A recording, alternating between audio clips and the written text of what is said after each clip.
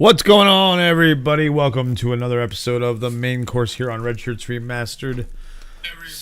Sorry for the delay. I call it nature. Yeah, shit happens. Right? Literally. So, yeah. Welcome to an episode of the main course. A little later than I would have done. I had an appointment earlier. Could have gone it before the appointment, but I'm glad I didn't because there's a bunch of news that showed up after the appointment. So, yes, very exciting.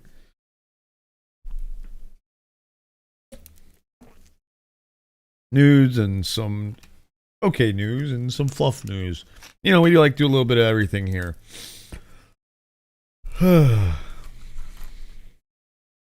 Little bit of everything here.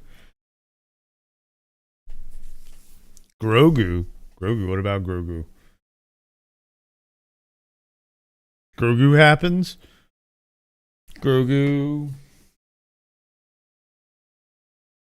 Pop-wise, I have a couple of Grogu. Here's Grogu. And Grogu. Here we go. Grogu.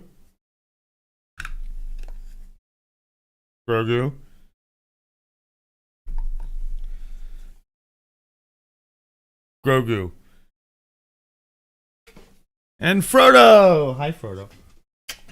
No, you can't eat Grogu or Din Djarin or IG. Leave them alone.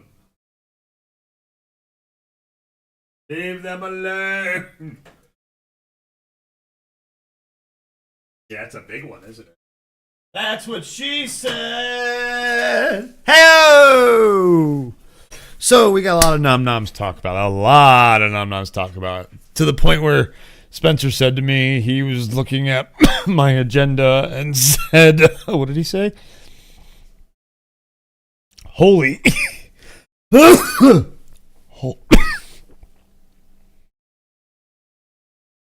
He said, Holt shit, bro. But what he meant was, holy shit, bro. So, yeah. Lots of nom-noms to talk about.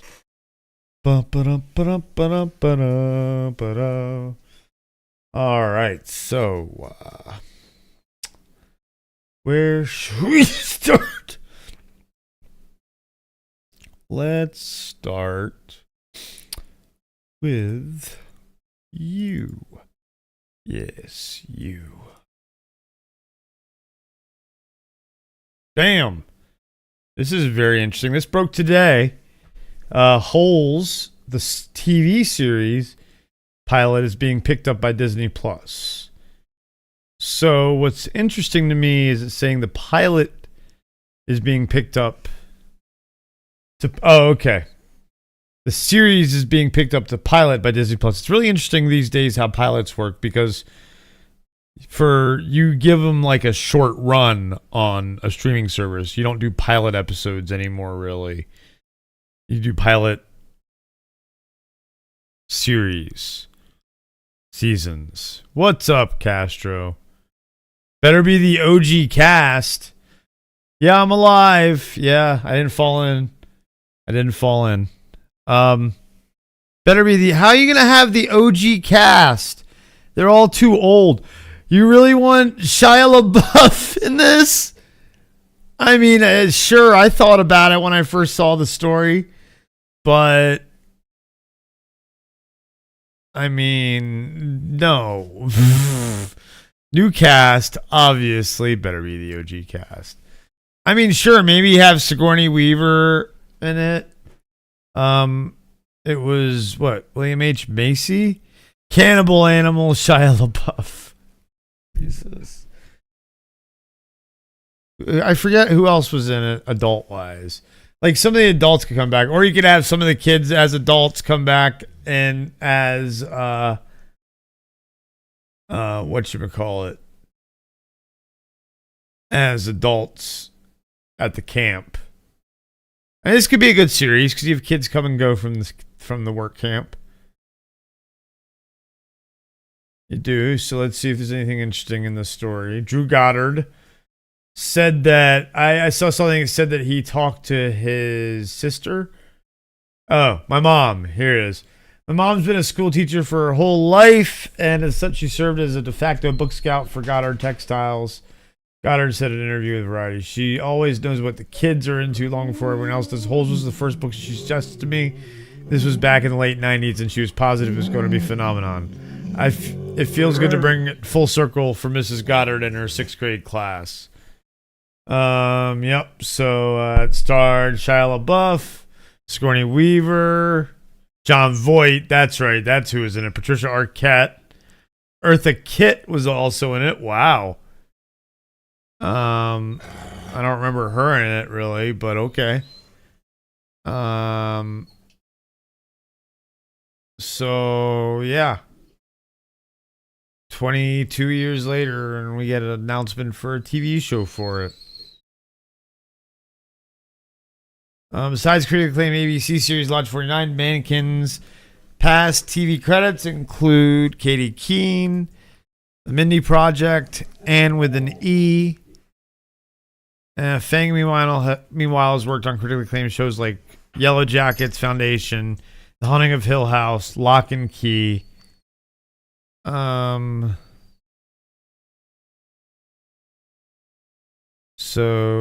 let's see here. It didn't mention them before. So wait.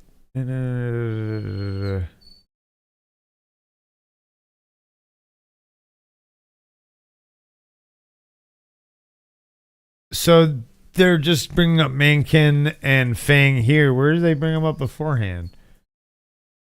Oh, here we go. Elena Mankin serves as writer and executive producer, while Liz Fang will serve as showrunner and executive producer. Okay. So, yeah. We're getting a Holes TV show, which, like I said, could be good. Again, though, and this is a book adaptation, so it's a little different about, like, than saying no originality in Hollywood. I'm okay with this one because it's not just like doing another movie. They're doing a series which will explore characters deeper. TV series always are able to explore characters much better because you have more time to. But it depends. It could only be like 6 episodes, which would be, at 45 minutes each. It's only like a movie and a half, really. So, but I feel like if they do it right, and because it is Holes, you could have a long run. So let's hope, like, maybe at least get 2 or 3 seasons, which is what we're hoping for, things like that of like Percy Jackson, which I don't know when season 2 of that is hitting, but I feel like at some point soon. And so yeah.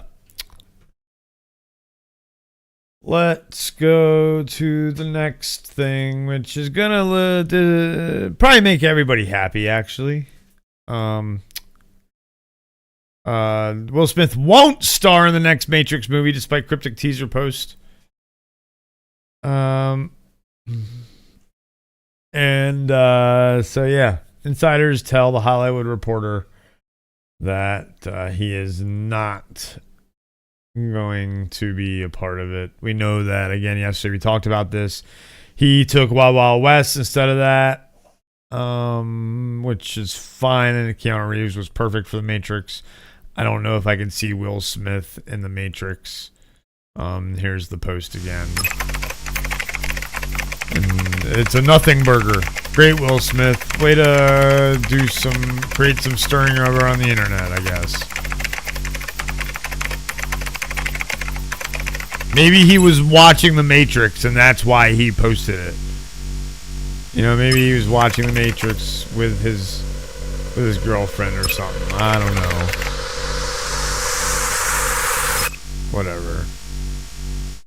Whatever. Again, Will Smith has fallen off for sure.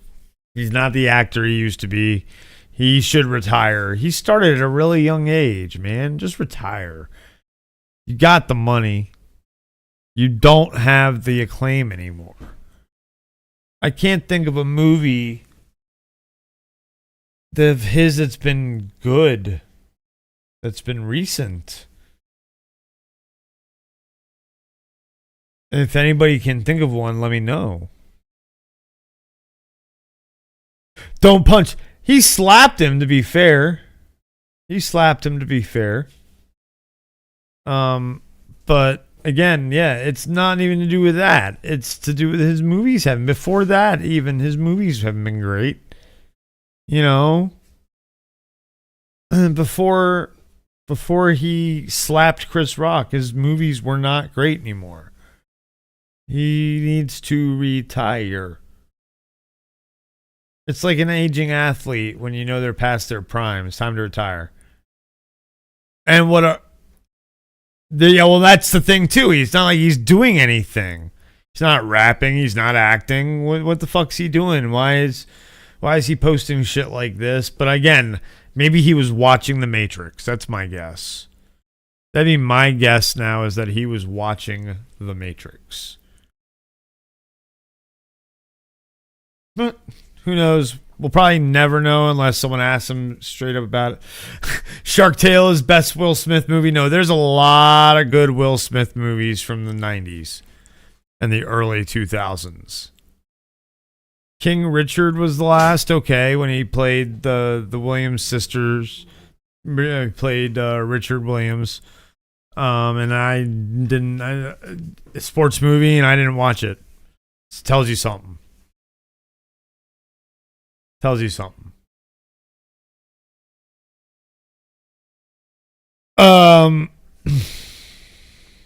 am, this shit's so old, man. It's like a 20-year-old movie now. What are you talking about? I Am Legend. It's, oh, Patrick, you are so. iRobot was all right. Yeah, iRobot was good. I Am Legend was it was okay. He's a little full of himself in it, I'm sure. But I mean, his 90s stuff and his early, like hey Hosea, what's going on, man? Like, I'm thinking that movie Enemy of the State was fantastic. Independence Day, of course. I mean, then of course his TV show Fresh Prince was amazing. Movie wise,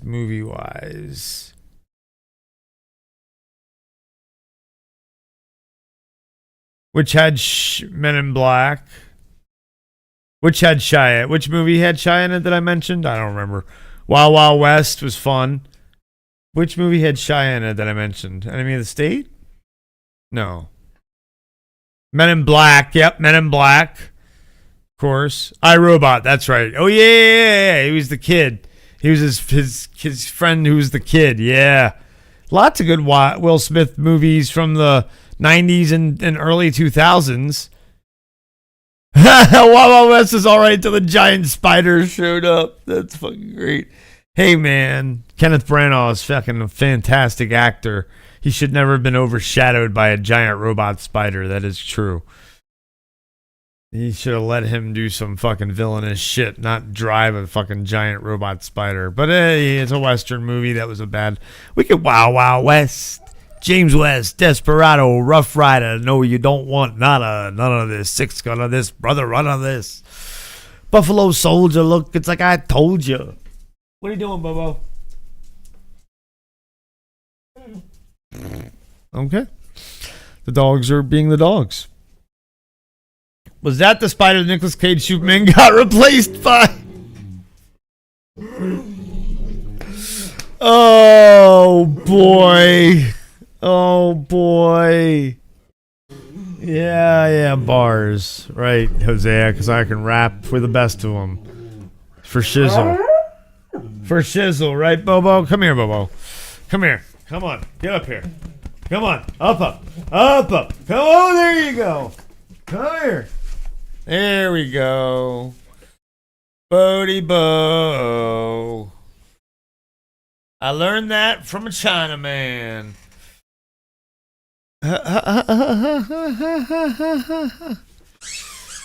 Oh boy.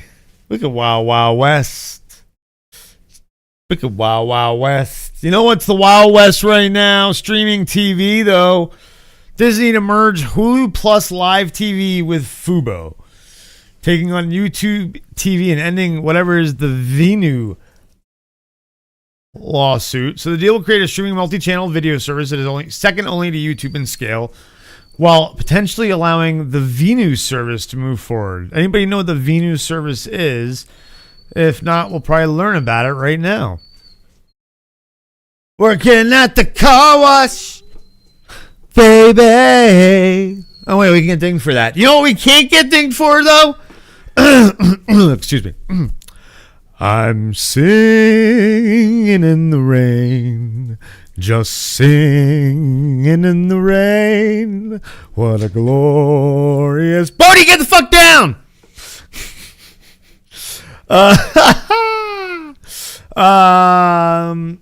Okay, so Fubo has 1.6 million subscribers.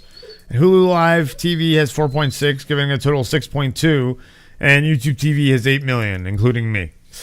So that's why it's putting out saying they're second. A 6.2, really jumps them up to closer to that 8 million. But what is this? Fubo sued and secured an injunction pending the trial, putting the service. Oh, okay. Notably, the deal will also end Fubo's legal action against the Venu sports streaming service. Oh, it's a sports streaming service, potentially allowing it to proceed. Venu is the skinny streaming bundle that includes Disney's ESPN channels and ABC, Fox, and Fox Sports 1, and the sports channels from Warner Brothers Discovery. So not the ones I want, which is MLB Network. But I get that. That's interesting, though. That is interesting. I'm going to have to look into this more. I don't know why I haven't heard of this. Fubo sued and secured an injunction pending the trial, putting the service on ice for the entire NFL season. I mean, it doesn't really give me anything I really want, though, for that sports service. That's all I'm going to say. According to the companies, Disney, Fox, and Warner Brothers Discovery will pay Fubo $220 million, with Disney also providing a $145 million term loan through 2026. Fubo would also receive $130 million termination fee if the deal fails. So... if you're thinking about getting streaming TV, you're gonna have basically two choices on the market, and it's gonna be. I mean, yeah, there's Sling, but that's like I don't know. That's like the Wild Wild West. This is the Wild West. That's the Wild Wild West. Wicked Wild Wild West. So I love YouTube TV. They're about to go up in price again, though. But if you can, they have family plan. So if you can find a bunch of people to share it with, it's just, the only thing is you can only have one person be the home Wi-Fi, and then you can only have 3 other screens that aren't on that account, or that aren't on that home Wi-Fi at the same time. So, but then you can pay for unlimited screens at home, which is what I do. So, it's definitely a good service. It's got a lot of the channels I like. But if I didn't have people possibly helping me pay for it, I probably will be getting rid of it. The truth of the matter is we don't really need these streaming TV services anymore. We can get all our news and all our TV programming from other streaming services and websites and YouTube channels, and it's becoming the way. The only reason I really have it is the Sunday Ticket and local channels, which I could get my CBS channel on Paramount Plus, but it's nice having access to them. And then I like having the national news and the international news access to TV right at my fingertips. That's the only reasons I keep it. But other than that, all my shows, for the most part, sure, I watch shows on there because I have DVR, but if I didn't, I would have access to those shows on the streaming services I have. Really, it's funny when you're like, oh, I don't know what I'm going to watch, but I've got literally probably a million options. So, You should never not have something to watch. That's all I'm going to say for that. I always have something on TV, whether it's YouTube or TV or streaming service. You know, it stimulates the mind, especially if, you know, right now we got Jimmy Carter getting honored on TV for all you Americans out there. Jose don't give a shit. But yeah. This is an interesting one. Let me get a sip of water.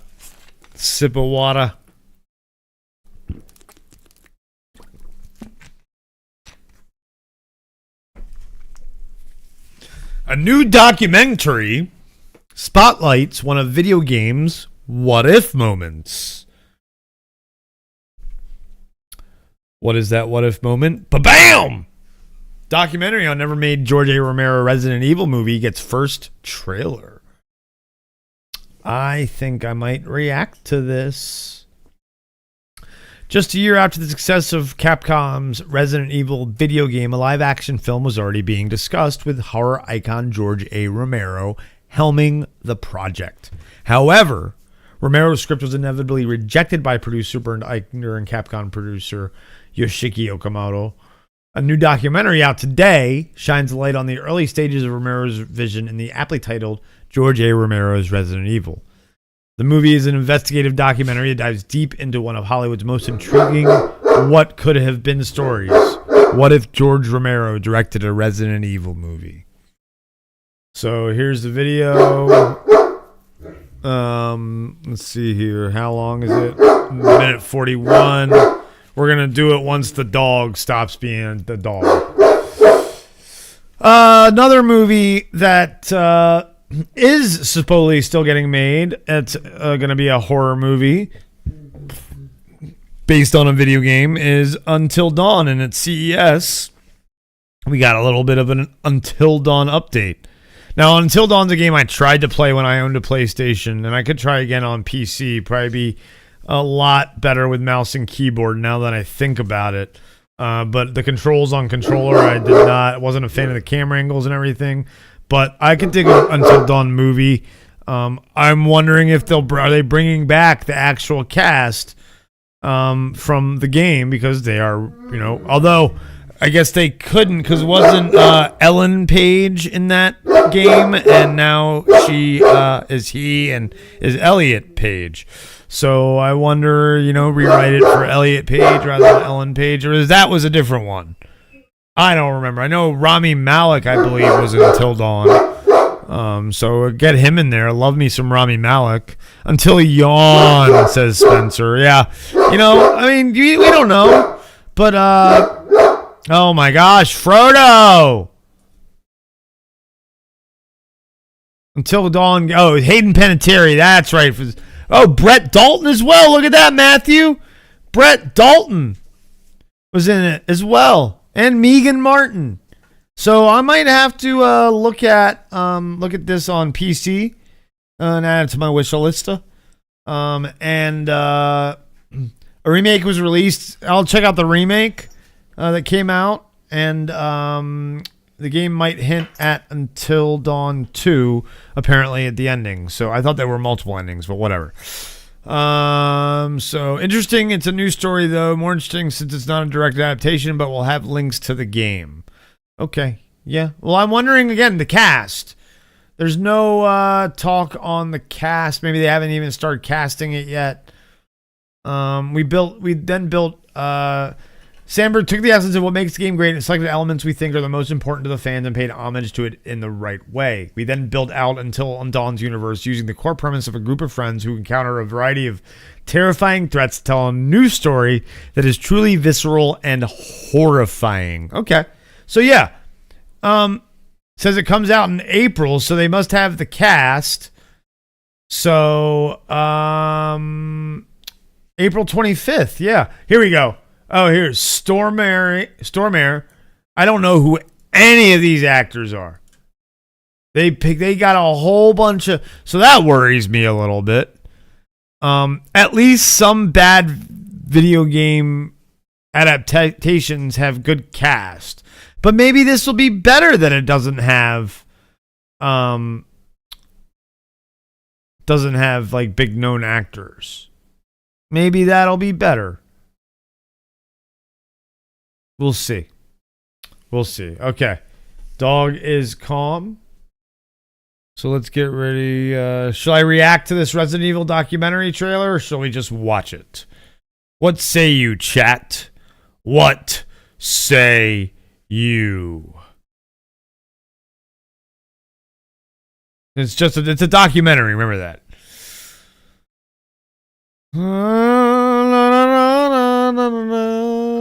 Well, I'll wait, and for the Until Dawn movie, I'll definitely wait until it hits a streaming service. For sure. It's not a theater movie at all. It hits theaters in April, but that's not a movie, especially with that cast. And we haven't even seen any trailers for it, and it comes out in April. That's bad marketing for sure. All we've gotten is a sneak peek at CES. Give me a break. Come on, Sony. Dropping the ball, dropping the ball. Dropping the ball, dropping the ball. Dropping the ball, dropping the ball. So yeah, am I reacting to said documentary trailer, or am I just watching it with y'all? That I would like to know, if you think it's all worth my while to react to it. Think we're gonna see some shit, see some shite, or Spencer, you could watch it right now and just tell me if it's worth it, and I'll move on to the next story. How about them apples? I like that. Telling Dingus what to do. King Dingus, please assist. Because right now we're going to talk about Helldivers 2. For freedom and liberty. Helldiver. I forget the whole spiel, but yesterday at CES, Helldivers 2 was announced that the Helldive. See, it's funny to say Helldivers 2 film, but it's a Helldivers film from the Helldivers 2 film, and for the it's Helldivers whatchamacallit Helldivers universe. So why is it just a Helldivers 2? I mean, I guess because they're taking the bigger, more expansive world that they created in Helldivers 2 from Helldivers 1. And yeah. So that's cool. Helldivers film in the works. Well, then answer my question. Should I react to the documentary trailer or just watch it? No one's answering the question, motherfuckers. I'm not going to do it if it's not worth my while, motherfuckers. Yeah, I'm calling y'all motherfuckers. Because, yeah, I don't know why. So yeah, nothing big. Just that's what they're telling us. Helldivers 2. They just came out with a big update, and Sony wasn't done. Yeah, and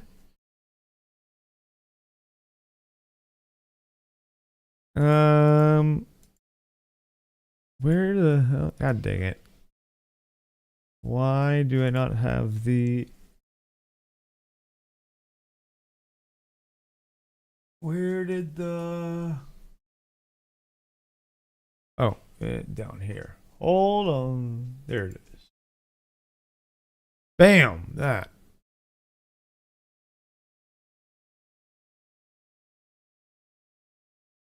Horizon Zero Dawn. Film confirmed. So we're also getting Aloy and the crazy mechanical animal dinosaur things. This dog is just, he's insufferable, I swear. So Horizon Zero Dawn movie confirmed and announced at CES. I'm wondering what this is going to be, like where in the story it's gonna be. Just imagine Aloy's beloved origin story. So it's her origin story. It's going to be literally based on the game. It's Horizon Zero Dawn, not Horizon Forbidden Dawn or any other past or any other different story is going to be that story. The giant machines, I'm intrigued. So I guess they could do them. Terminator did it in 1992. You know, I mean, hell. So, yeah, this will be good. I think. Columbia Pictures, definitely getting busy.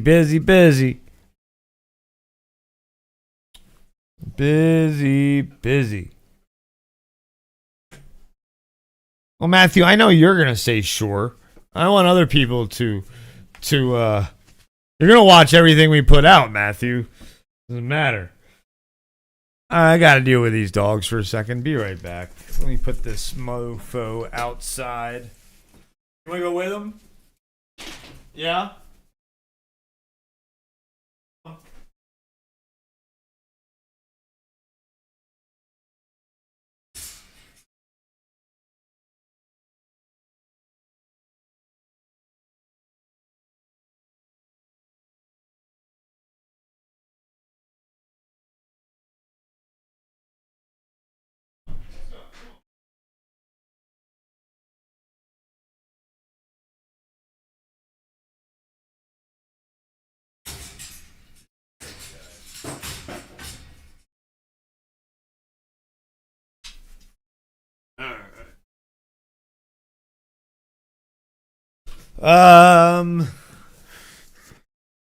So yeah, this will be a good movie. I think Horizon Zero Dawn. And again, Sony's still not done. Ghost of Tsushima anime coming exclusively to Crunchyroll from the folks over at oh, who is it again? I'm looking.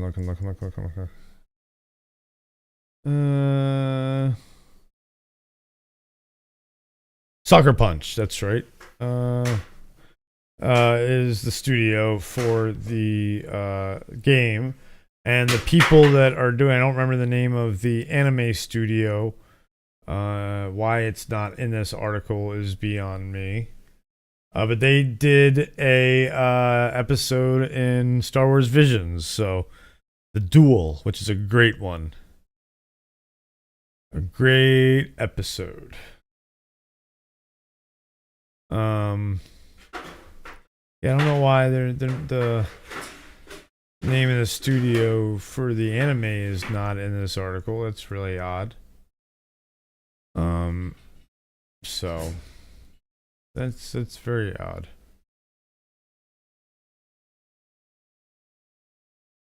Huh. Yeah. Very odd that they didn't. Let's look that up. Star Wars Visions. The Duel. Let's see here.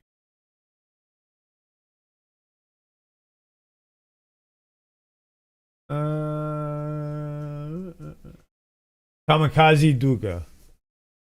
Okay. That's who it is.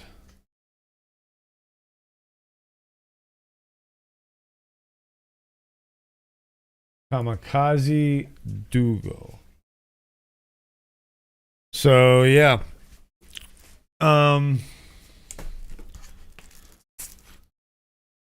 dog. You didn't want to go out. You didn't want to go out. You stayed in. Don't bother me. You're not getting the bottle cap. I gotta put it back on.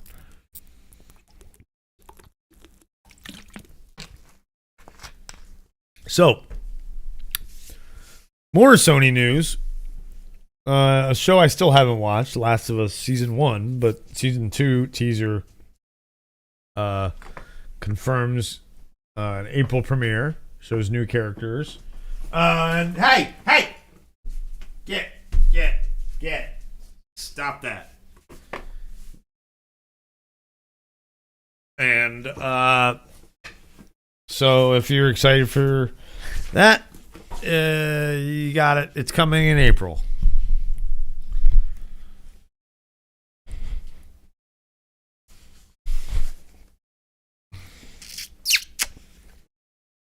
I'm not gonna watch the teaser because I will leave that to you if you want to watch the teaser. Because I haven't even seen the first season, so it's gonna mean nothing to me. But I do know that they're now having a love interest for Ellie, and it looks like what's her name is now in it. Caitlin Dever is now in it as Abby, and Isabella Merced plays the love interest, and Jeffrey Wright's coming in. So, yeah, good for Last of Us. Good cast. I mean, I'll check it out eventually. Hosea is not a fan, apparently. Hosea is not a fan, apparently. Well, you know what we all are sort of fans are is Call of Duty. I mean, lots of people are fans of Call of Duty. Did you know that it cost $700 million to play Call of Duty to make Call of Duty Black Ops Cold War? Think about that. That game was what? 4 years ago now? So 3 to 5. I can't remember exactly which one. Let's see. It'll tell me in this article, I would hope. You'd think the 3 Call of Duty games released between 2015 and 2020 cost $450 to $700 million to make.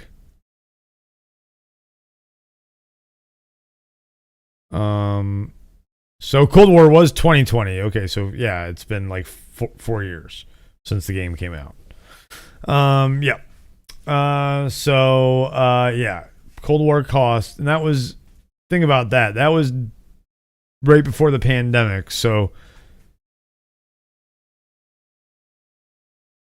and yeah, it's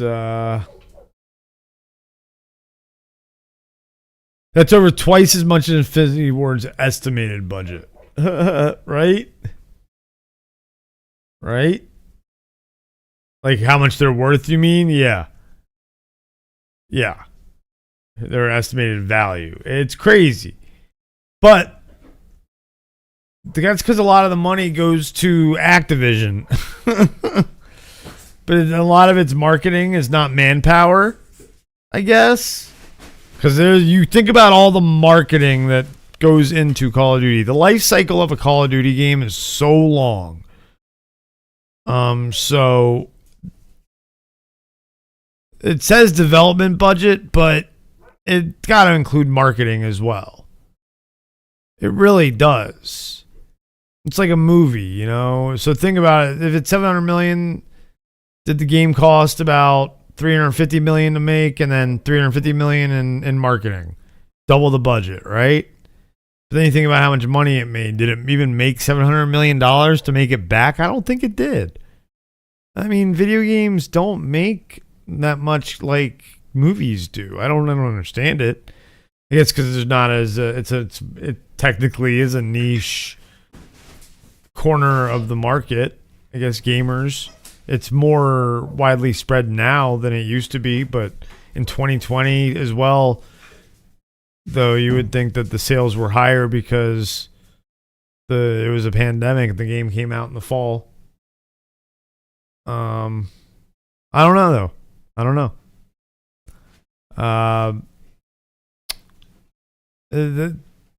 You think about though then how much the Call of Duties now cost to make. The last 4 years that they've come out with Call of Duties, how much those Call of Duties probably cost to make. Well, that's what I just said that, Spencer. I just said it's becoming more widespread and most profitable medium. It makes the most now, yes. But that wasn't how it used to be. That's why it's still considered niche. Remember, the world doesn't catch up the way we do. That's part of the thing, is the world in general doesn't catch up like some people. I said technically gaming is niche. Technically, it really is. But now it's that's what I said that. Then I said it's becoming more widespread, and I was going on to explain it. Jesus. Nitpicky, man. Nitpicky. I thought you were doing shit. 2018 was a GOAT year for games. Yeah, if you think about it, it's been less than a decade since gaming is not niche, Spencer. No, movies are not niche compared. Games are definitely niche compared to movies. Are you kidding me? Way more people watch movies than play games. Are you fucking kidding me? Dude, movies, but they're not as expensive to go to watch. Yeah, thank you, Hosea. Thank you. Hosea gets it. Spencer, you're too young to understand. Let's put it that way. You're too young. You were born into a gaming society. You were born right into it. When you were born, gaming was just starting to pick up as a not niche, just starting. And it still was.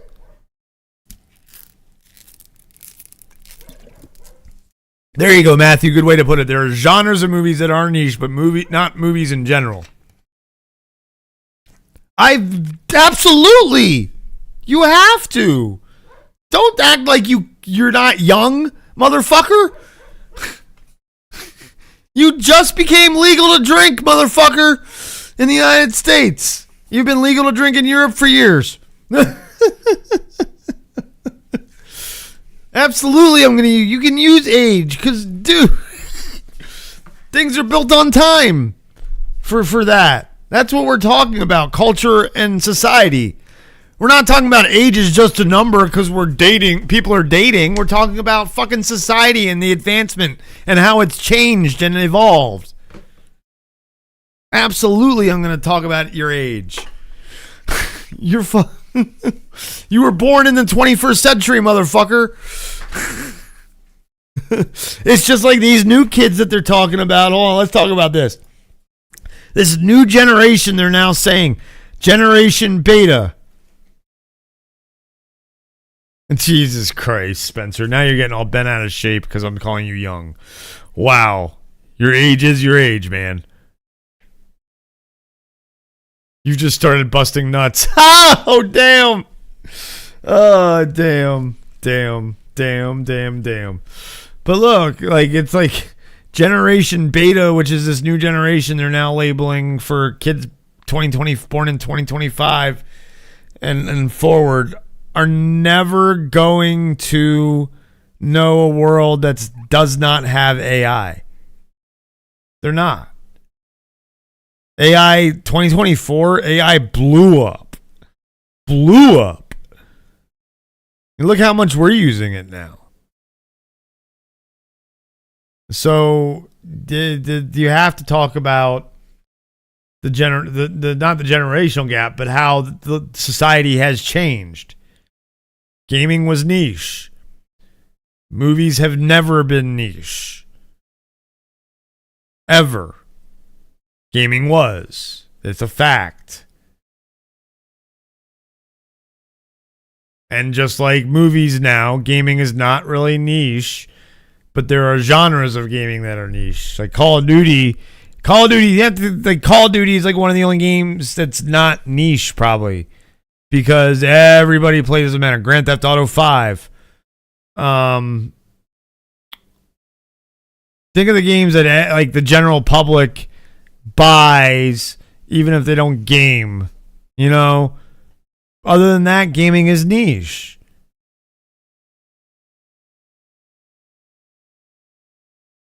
Because you have to look at it as a sample size. General public. You say that, Spencer, that gaming makes the most money, but also a game costs you $70. While a movie, if you go without getting any concessions, At most costs you $10. And then you go buy the movie to be able to retain it like a video game and watch it over and over again. It's going to cost you is $20.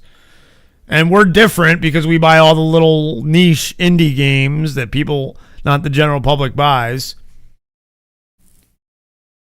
But yeah, 2010 was niche. Why was 2010 niche, Hosea?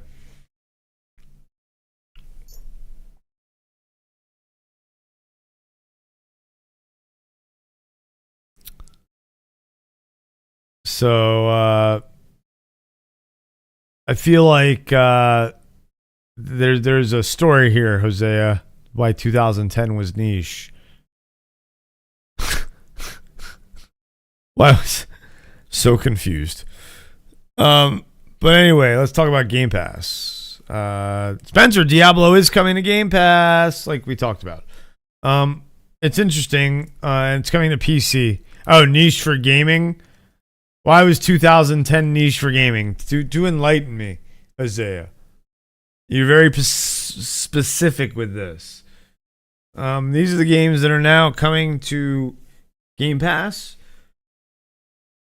PC, Xbox Series X and S, and cloud. Both Xbox One even, and the other Xbox, and the Series X and S. Xbox One, Series X and S. This was on PC only. This was on PC only. Both are. This is an okay game. This is supposedly a bad game because it's apparently the controls and stuff for the first Red Dead. Okay, yeah, the first Red Dead was niche. You're right. It's very true. That's very true. I'd say so. I played the crap out of it. Now it's not, and that's why it's on PC and re-released on PlayStation, and it's been on Xbox to be able to get again. You could always have bought it on Xbox. But if you have Game Pass today available is Road 96. It's a return. It's a story-driven game about a road trip. Lightyear Frontier is a peaceful open-world farming game. Hey, Doc. What? Oh, Red Dead? Yeah, well, it is out. So, if you picked it up, I played that, the first one, back when I was on the 360. I beat that. Nice. So my time at Sandrock, which is like a farming game. Nice. Yeah, we've been doing, Spencer and I have been doing some Satisfactory. He's the engineer. I'm the guy, the explorer. Gotta have that dynamic, I always say. Robin Hood Sherwood Builders. These are all tomorrow. Rolling Hills, which is a you're a robot chef in a sushi bar. And then next week we've got UFC 5 coming to Ultimate, and then Diablo coming to Game Pass PC on the same day, next Tuesday. And that's just the first wave. They'll announce what's coming out second half of the month. But I believe this has online co-op online now, this first one on PC. So I'm excited to check that out. It's been a long time since I played the original Diablo.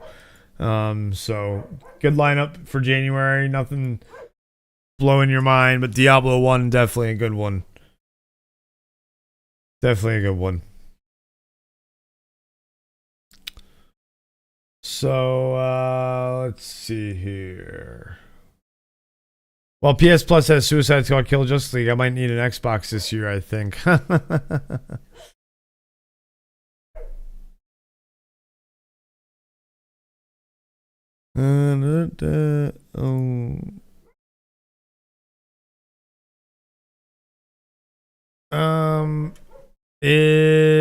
Kill the Justice League.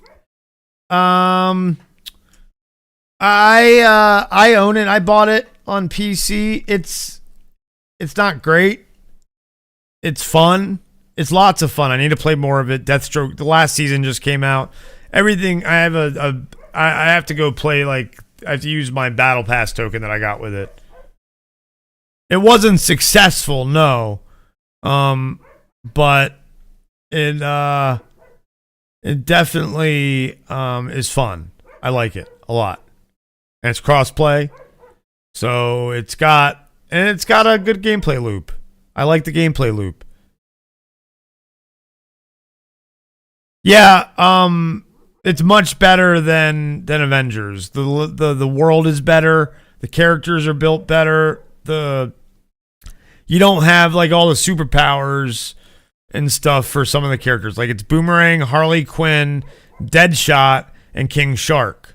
And then you also have, as the other characters, Joker, Miss Freeze. Then you also have Deadshot's daughter.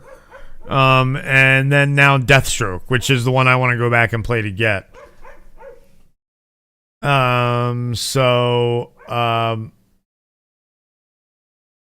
It's definitely a game I want to go back and play some more. I need to. Maybe I'll play that this week on stream because I just beat Indiana Jones and I'm waiting to figure out what my next game is. So yeah, maybe I'll go back and play some of that. That sounds good. No. What? No, the daughter. No. What? Yeah, you get to play the actual characters. You get to play the main characters that you start with are Boomerang, Deadshot, Harley Quinn, and King Shark. And then for the DLC characters that are free that you have to unlock are Joker, Miss Freeze, Deadshot's daughter. I don't remember her name. That's why I'm calling her that. And Deathstroke. So yeah, you get to play the actual characters. What are you talking about? Yeah. The Suicide Squad is not just the... If you're thinking of the Suicide Squad as just the movie characters, you're thinking definitely the wrong thing. Yeah, you definitely misunderstood what I said, motherfucker. Put the bong down. Okay. Oh, you know it because your wife reads it. Oh, that's good. But yes, I would recommend it when it's on sale.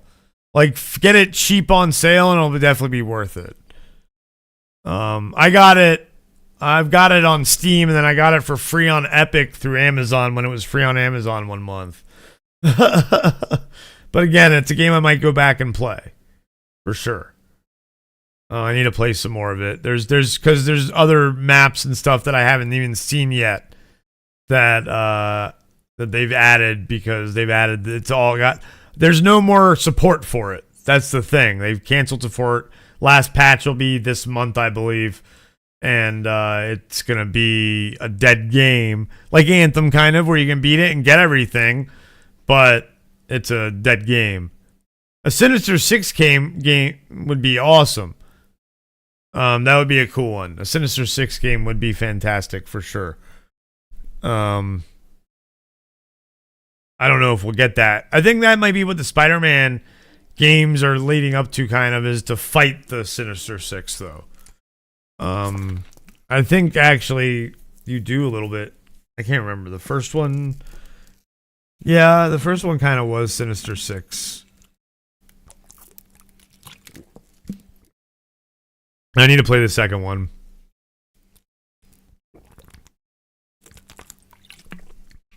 I just haven't beaten the DLC in the first one. I've beaten this main story. So, speaking of games I beat the main story of years ago, Virtuos is working on an unannounced remake of Oblivion. In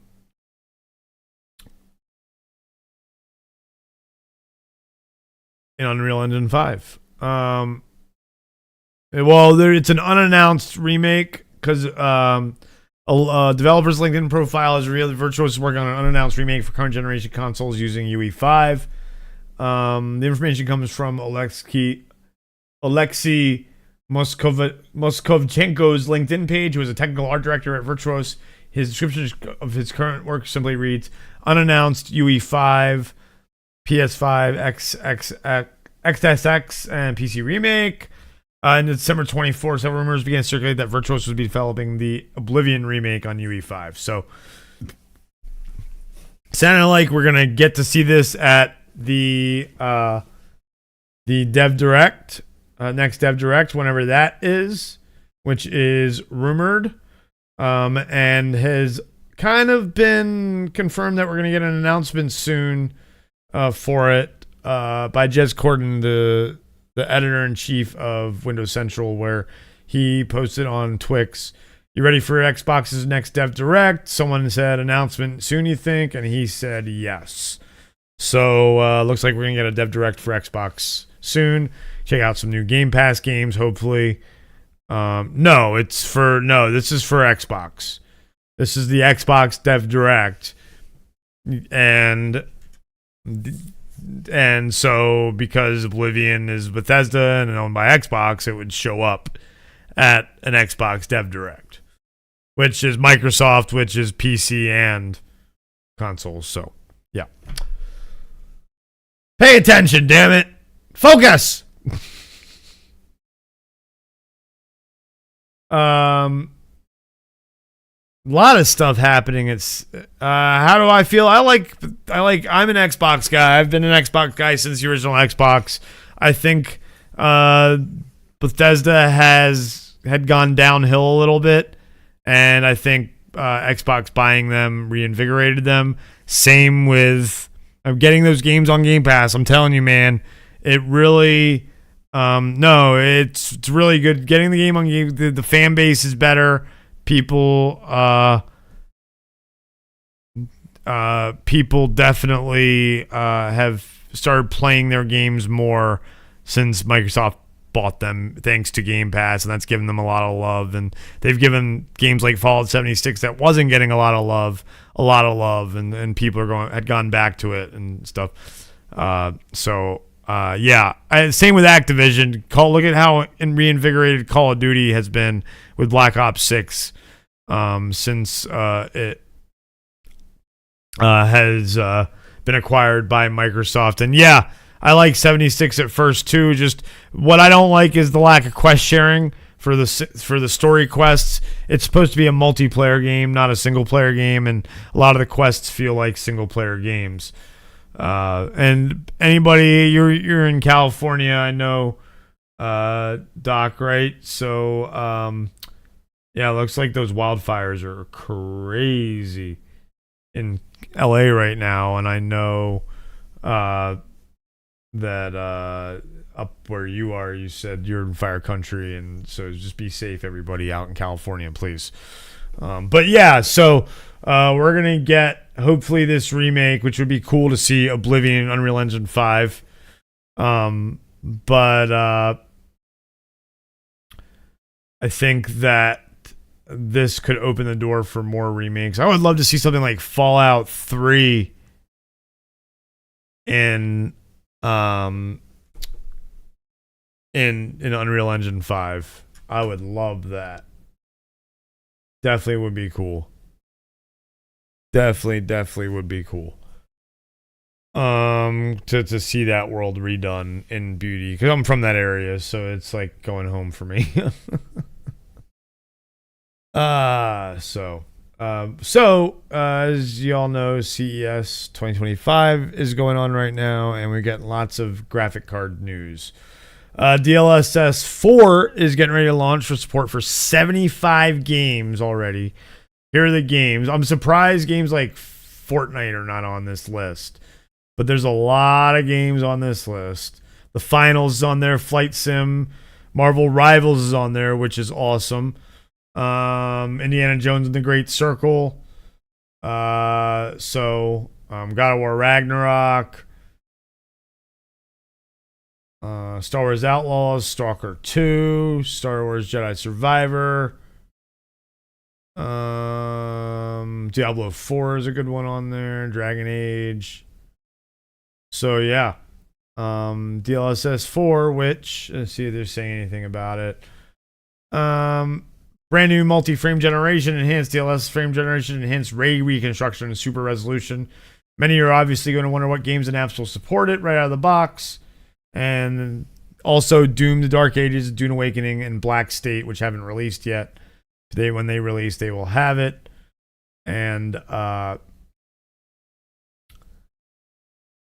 so yeah, that's kind of cool. And then we got the announcement of the new cards, the 50 series, 5090, 5080, 5070 Ti, and the 1570. 5070 will be $549. The 5090 will be $2,000.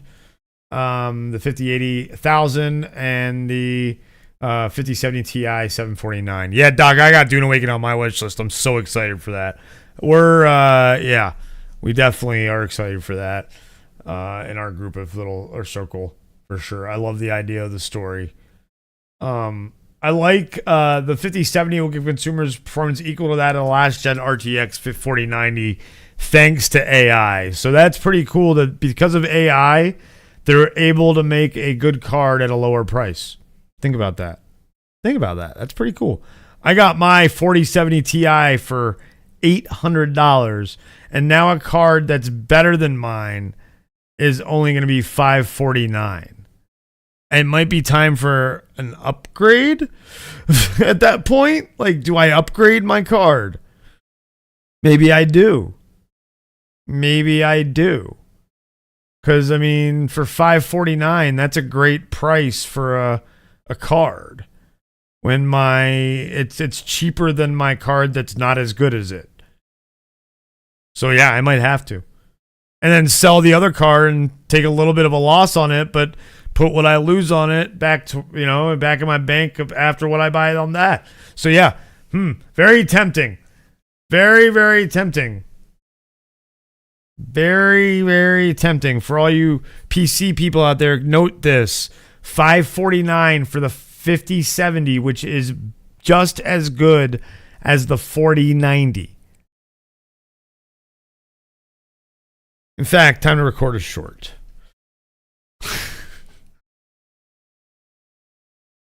So, the new NVIDIA cards have been announced.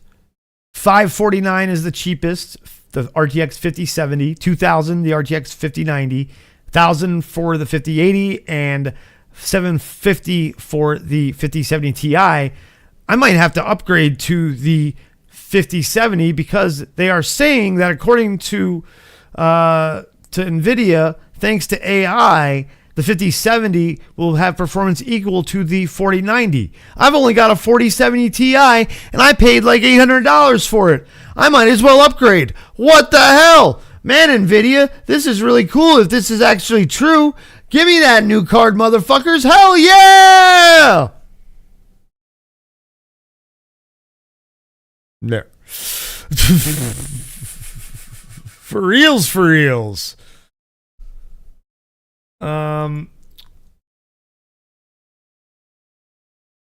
Another thing that NVIDIA is doing really crazy, PUBG and the game Inzoi, developed by Krafton in South Korea, are creating this software where like AI companion. Hey Ally, I'm looking for a level 3 vest and 5.56 ammo. Keep your eyes peeled. Found a level 3 vest and ammo You can talk to them. You can talk to the allies, literally. Enemy spotted. I'm covering. And this is AI. The Is guy. there a vehicle nearby? You ask the player. Asks him. I will come to you. This is all AI doing this, except for the. I'm ready to get into the action now. That's Can the you player. flank them? On it. Moving left. Wait. I'm knocked out. Crawling to you now. Just hang on.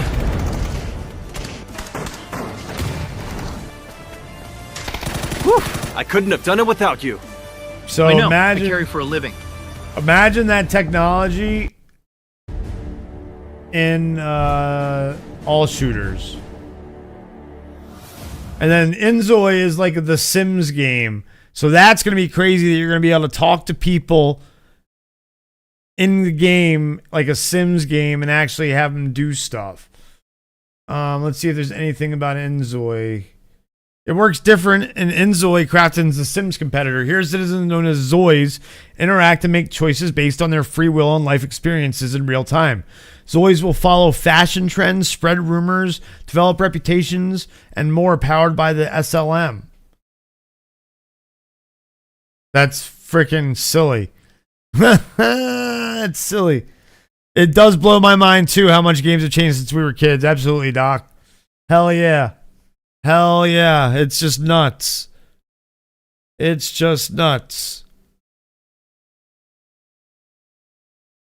It is just nutso that AI is the way it's blowing up. From Doom to this. Exactly, Hosea.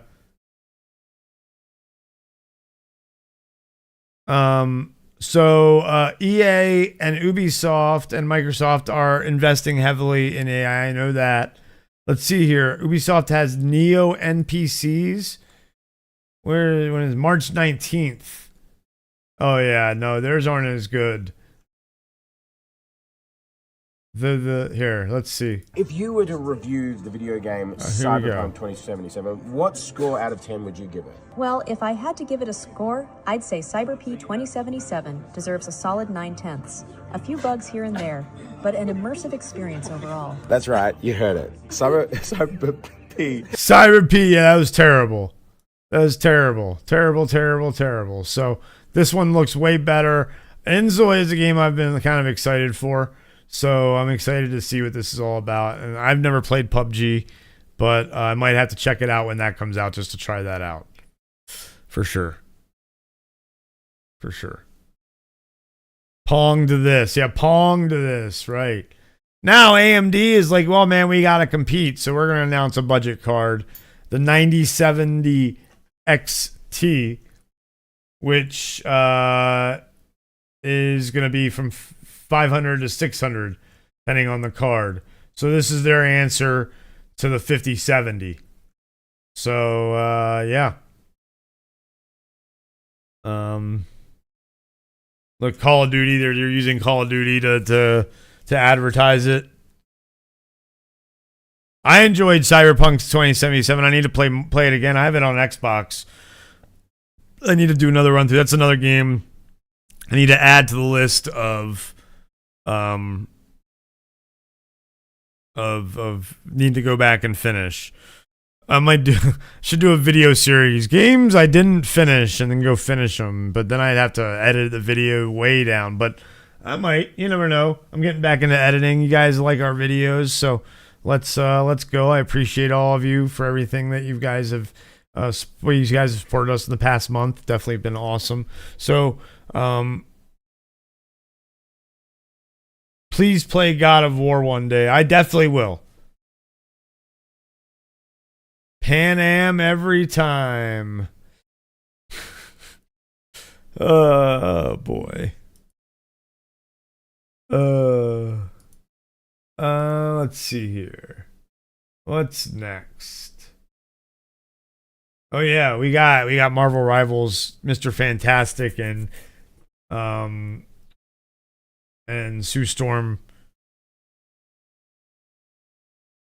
Here we go. This is gonna be. I'm excited for these. I haven't watched these yet.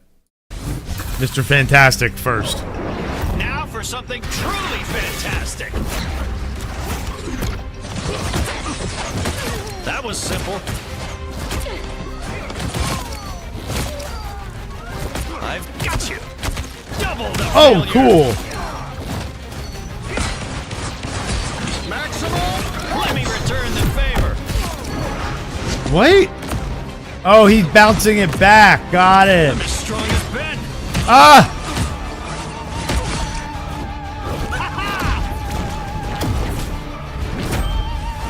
Here's his ultimate. Let's see what his ultimate is.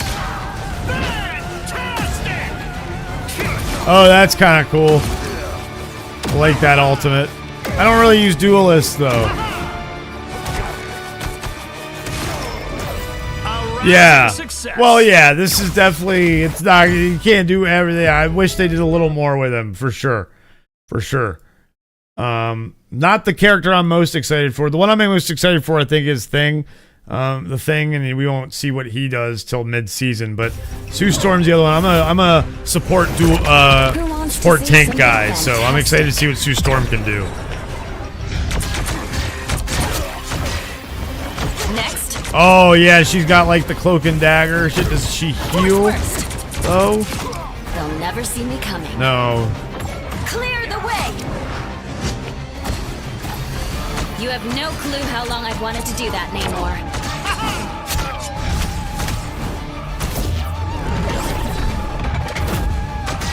Here's her ultimate. Let's see what it's like. Disappear! Oh, that's awesome, though. That's pretty badass, but I don't know if I'd use her that much. I think I'd use. More. I think that makes me more excited for the thing. But that was a cool ultimate for sure. Definitely a cool ultimate. So that season begins in 3 days. 3 days. I need to try and finish Winterfest. Oh man. Oh man. I have to try. If I don't, whatever. I don't use Jeff anyway, so for me, it's not that big a deal if I don't get the skin. I've gotten everything else, I'm pretty sure. So, if I don't get this costume, I'm okay. I want costumes. I'm excited to see who the other characters for the Battle Pass are, because they showed a couple of them: Wolverine, Hela, and someone else.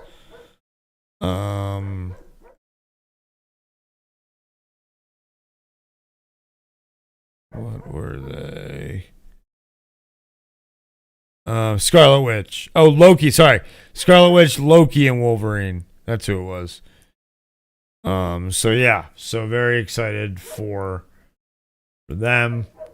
This got announced today that this afternoon that Smite 2 is going free to play on January 14th. So all you Smite players, it's a game I've wanted to check out. I've had the beta, or the alpha, I mean, but I never checked it out. But Smite was always an interesting concept to me, and this one looks a lot better. And I believe it's an Unreal Engine 5, so definitely want to check that one out. So January 14th, that's a week from today. Yeah, we're just barreling through this small news. Here's an interesting story.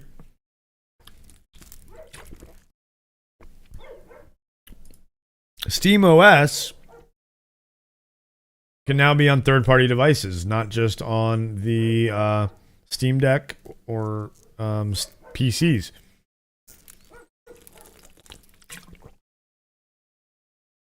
So the Lenovo Legion Go S revealed yesterday is gonna have SteamOS apparently. So that's pretty cool. If you like handhelds, this looks like a good one.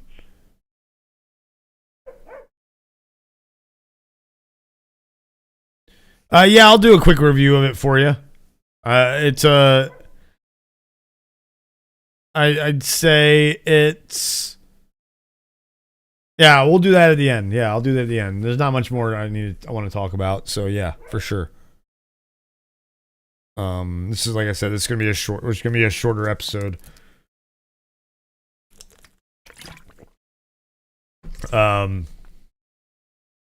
So yeah, new Lenovo handheld.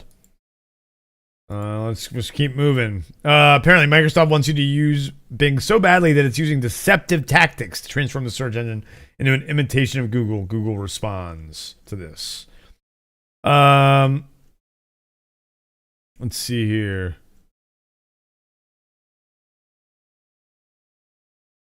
If you attempt to use Bing search for Google without signing in your Microsoft account, you'll be directed to a page reminiscent of Google's layout. The Verge notes that this is a blatant attempt by Microsoft to keep users from switching to Google by altering Bing's appearance to match the dominant search engine's aesthetic for this specific query. Ha! Yeah, that does look just like Google. I mean, I don't think of it like that. I just use a search engine. When I say Google it, and I use Bing. Yeah, it's the best indie game. The only one that it can hold a candle to it is Fate of Atlantis, and it's a different kind of game. It makes you feel like indie. Absolutely. Yeah. Absolutely makes you feel like indie. The graphics are fantastic. I think I'd give it a 10. Everything, the puzzles are fun. I still need to go back and do stuff, so the replay value is there. The story is the best story since Last Crusade of an indie story.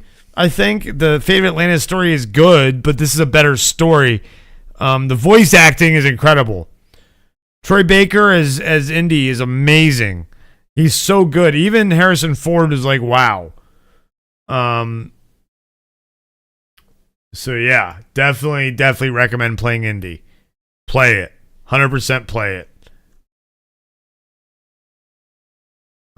If you want an Xbox for Indy, do it. If you have a PC, play it on PC. But I would say Xboxes will be easier to get because it's cheaper. Definitely, Indy is one, and then all the other games coming out this year. Check it out. Xbox. I always recommend an Xbox for Game Pass.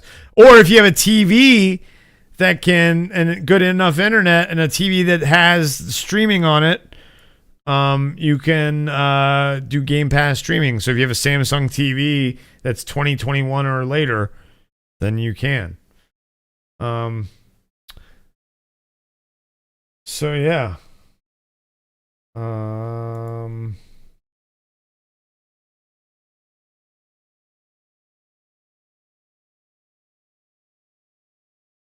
Yeah, don't spoil anything for anybody, Doc. But yeah, the only thing that I'll say about it is I played mouse and keyboard, which people are saying, why'd you do that? You should have played a controller. But I liked it on mouse and keyboard. But if you're gonna play it on PC, I would recommend controller. That's the only thing I'll say. And it makes sense why. Some of the controls seem a little unresponsive at times on mouse and it feels great on mouse and keyboard, but I'm not gonna lie, when the combat is, and you might feel this way too when you get to the ball. Yeah, the combat is not clunky. It's sometimes unresponsive. The melee is great. I didn't use a gun except when they made me use a gun. The brawling is supposed to feel clunky because it's brawling. But I will say, and the whip, but it definitely, there are moments where like sometimes it feels like the button you're trying to press to do stuff is unresponsive. But it could also just be me with bad timing and being old and slow. You know what I mean? So I can't say. Spencer's having a great time on controller. I had a great time on mouse and keyboard. So if you're playing it on PC, play how you want. But yeah, if you're gonna get an Xbox, yeah, definitely play Indiana Jones. Definitely. Speaking of big games, this is an interesting one. A former Bethesda dev who left last year right before the release of Starfield is suggesting that players are tired of massive games. And you know what? I agree with him. Do I wish there was a third-person view option or first-person was the right call? I think first-person was the right call because there are points where, like, when you're going up ladders, using your whip, it switches to third-person. So you get enough third-person. And in the cutscenes, it's got plenty of cutscenes to make you feel like you're watching the movie and watching Indy. But when you're Indy and you're doing those puzzles, like every time you open a door or a chest, you're doing a motion you're pressing a button and doing like up. Like you have to open the chest, or you have to unlock the door, turn the key, and actually open the door. It really immerses you into feeling like Indy, and then at the same time gives you those times where you can look at Indy from the outside and watch it. It wouldn't hit the same theatrically at all. I would say go ahead and add an option those because it'll add accessibility, and that's how I always feel about games. Let as many people give as many people access to those games, to the game as possible, so that the most amount of people can play it. But, yeah, play it in first person. If there were the option, I would still play it in first person. But this guy, Will Shen, told on Kiwi Talks that audience are becoming fatigued investing 30 plus, 100 plus hours into a game. They already have the game that they will continually come back to, and adding another one on that list is a tall order. It's always a tall order. And that's the problem, though, is you're trying to make those games for new audiences as well, I feel like. But yeah, I would agree. I'm starting to enjoy more of the story-driven, shorter games again, that rather than the big open-world games that I used to. I mean, it's because I'm losing patience a little bit. The maps are so big and it's overwhelming sometimes. Assassin's Creed Origin, great example. Skyrim is a great example. Fallout 4, definitely great examples of all that. I discuss. Yeah, I think that's part of it too. Is the distraction? We live in an ADD society. Discuss in the chat, and I'll be right back. I'm letting the dog in.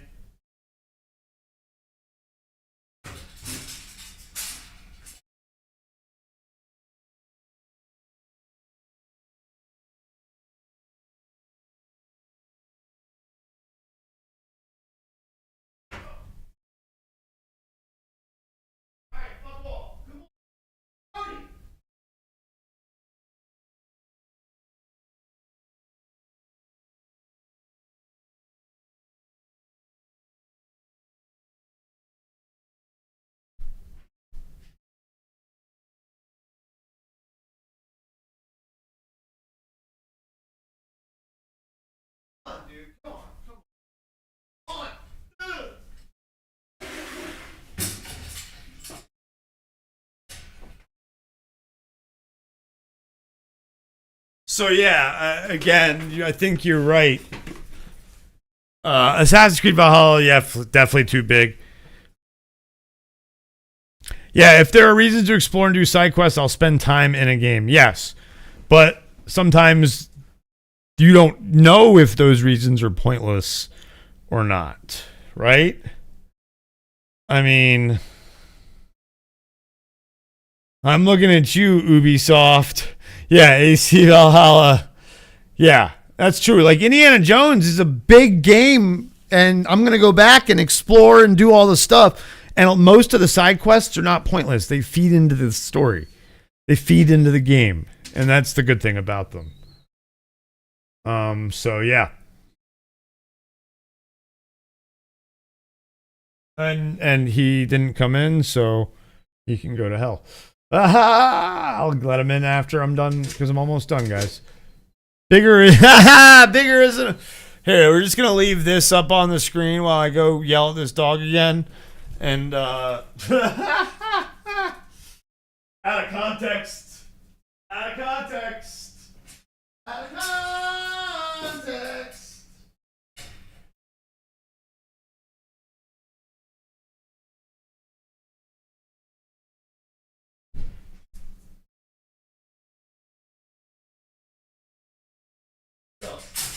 Go.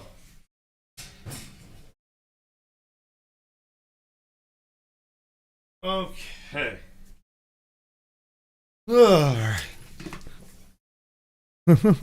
I tell my wife that. Hey-o. Man, I really think Spencer left.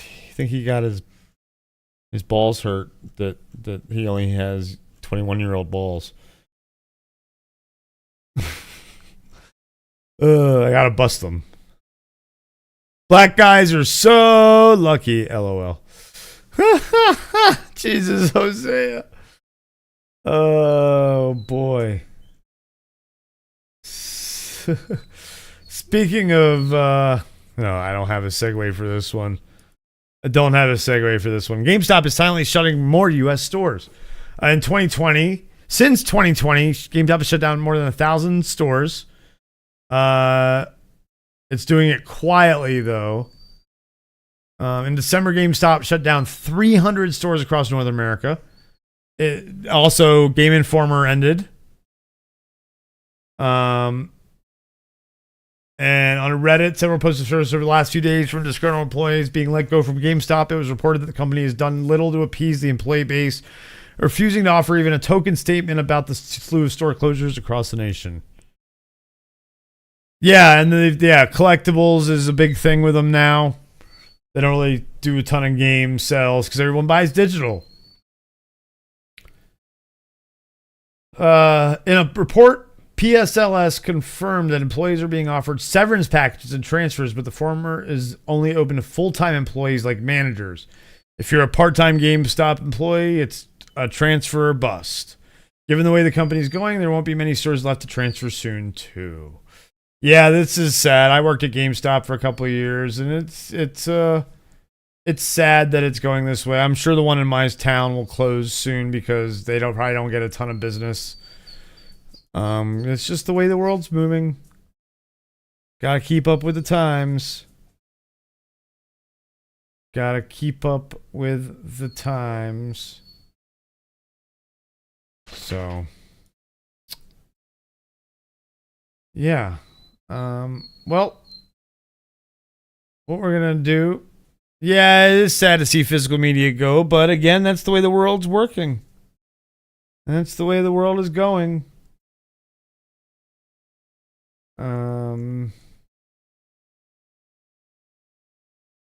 Yeah. So let's watch this trailer real quick. I'm not gonna. Doesn't mean I can't mourn it. That's true. That's true. We're gonna watch this Resident Evil, George Romero Resident Evil movie documentary real quick, and then probably call it. They're coming to get you, Barbara. Yeah, they're dead. They're all messed up. George's films literally changed the face of horror as we know it. Oh, I remember didn't that. hide the fact that the games were inspired directly by George Romero's films. At that time, there was nothing more I wanted than a live-action Resident Evil.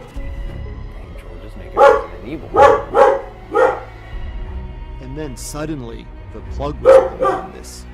Having him involved would have had the potential for him to leave a blueprint. How did we not get this? You could tell he had misgivings about doing the zombie project with someone else. This film just feels so much more gory, so much more violent, and so much more angry. I think George really took things to the next level on that. This guy knew Resident Evil. He would not sell his soul just to get a film done. I think that they're buying you. The Resident Evil series exists because of him. He'll never be forgotten. Remember, he wrote, "When there's no room in hell, I'll see you in Pittsburgh." George A. Romero. When there's no room in hell, I'll see you in Pittsburgh. Evil. Everyone's gonna die. Nice. Nice. So, yeah, that looks good. That looks good. I'm going to scroll down X while we close out. Jose, I never really played Gears. Not a fan of the movement in Gears. I think the movement feels clunky a little bit. So I can't really. I definitely cannot be. I'm not a good person to tell you how Gears is. You need to find someone actually. Gears is a very popular series though, and apparently the stories are amazing. That's what I will say. But for multiplayer, I would not recommend it. I would recommend it for the story. So, well, it doesn't look like there's really any other news going on today. I'm not surprised. It's a Tuesday. So, definitely been a nice little short episode, hour and a half. I like it. New Marvel Rivals characters, new Disney Plus shows, new video cards, new Sony PlayStation based movies and TV shows. So we're getting lots and lots of stuff. So we will try and be back tomorrow. Thank you all for hanging out. Matthew, Hosea, Doc, Castro showed up. Spencer, I know you're still lurking, motherfucker. And yeah, we had lots of good num-nums today, and hopefully we'll have lots of good num-nums over the rest of the week. And I will catch you all later. Bye.